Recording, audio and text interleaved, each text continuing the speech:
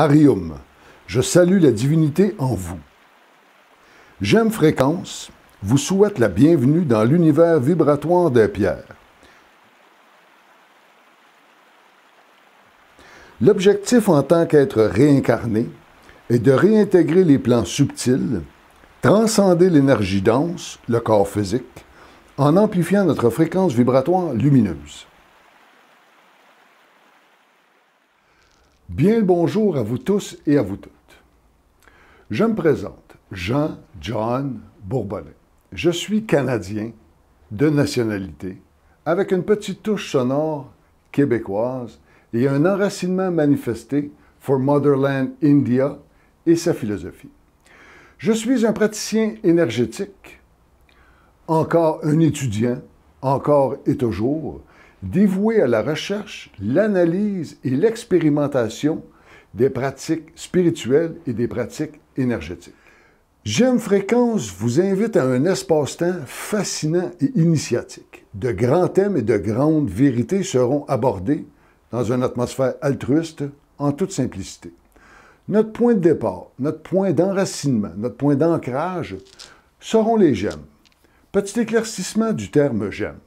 Le terme gemme englobe les pierres précieuses, semi-précieuses et les pierres fines. Le gemme, dans sa structure moléculaire d'origine, transmet sa fréquence vibratoire d'un amour lumineux et divin. Voici un avant-première visuel des gemmes qui ont retenu notre attention comme point d'ancrage. Une collection digne des rois et des reines que vous êtes, ambre réincarné. Le rubis, l'élémentaire, l'enracinement avec la terre Gaïa, la perle, l'élément eau, les fluides corporels et terrestres, le saphir jaune, l'élément feu, la chaleur, l'intensité, la purification. Le quartz rose, pour le cœur, la fusion de l'énergie de mère la terre Gaïa et l'énergie céleste. L'émeraude, l'émanation du chakra du cœur qui est vert.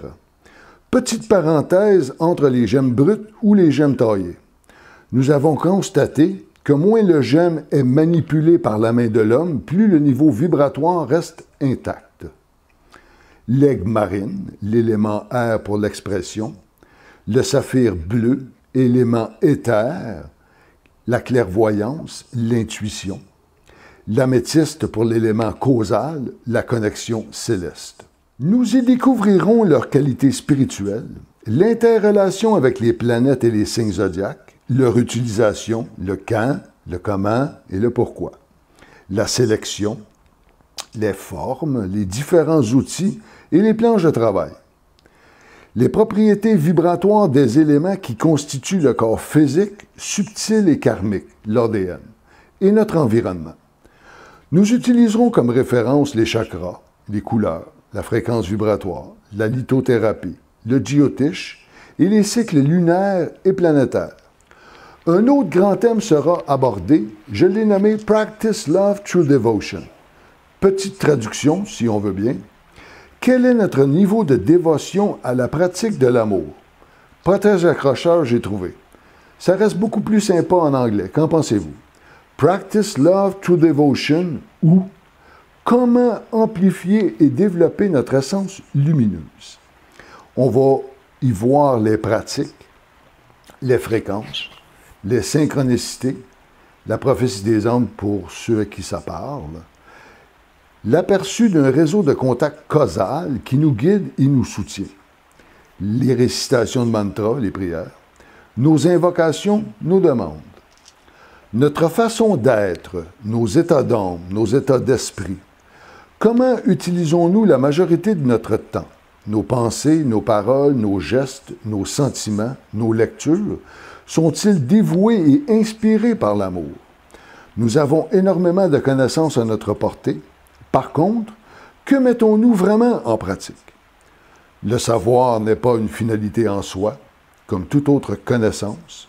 Seule la pratique ou la dévotion procure des résultats. Voici un tour d'horizon du thème « Practice Love Through Devotion ». On va parler du corps, bien sûr, une hygiène de vie équilibrée, une alimentation saine, En référence, la guérison ésotérique, le qui es-tu, l'Ayurveda, les activités physiques, le sport, le yoga, le prana, la respiration, la salutation au soleil. En passant, les marches en forêt est aussi une activité physique, même pour y discuter avec les arbres. De très bonnes nuits de sommeil en compagnie de l'améthyste. Nos environnements de vie, rétablir l'impulsion pour libérer cette circulation énergétique, avec le Vashtu Shastra, l'architecture indienne, les gemmes, bien sûr, pour nos espaces de vie, les salons, les cuisines, les chambres, les jardins, etc.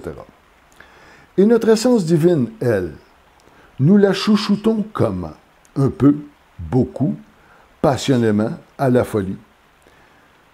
Par la méditation, la visualisation active, les mantras, les sons vibratoires, les guérisons à distance, le pratna, nos prières.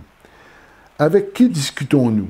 Qui est notre réseau causal? Nos guides, les anges, les ascensionnés, la lune, les représentants des planètes, les gemmes. La nourriture spirituelle, le nectar de la dévotion, la vie des maîtres, les lois spirituelles, le hasard n'existe pas, la philosophie bouddhiste et hindouiste. Sur ces bonnes paroles, mes très chères âmes, un petit message plein d'altruisme. Si je veux la paix sur la terre, je dois la construire d'abord en moi-même. Je me libère de toutes les pensées négatives que j'ai envers moi-même et envers les autres. Je redécouvre l'enfant divin en moi, dans sa pureté, sa puissance, sa joie et sa simplicité. Arium à vous tous et toutes, au plaisir de vous revoir pour un autre espace-temps dédié à l'amour.